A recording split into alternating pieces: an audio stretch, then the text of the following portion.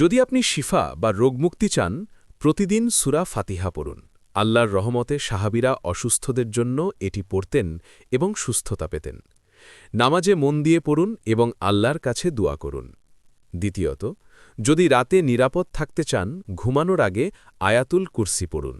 আল্লাহর ফেরেশতা সেই রাত আপনার হিফাজত করবে এবং শয়তান কাছে আসতে পারবে না।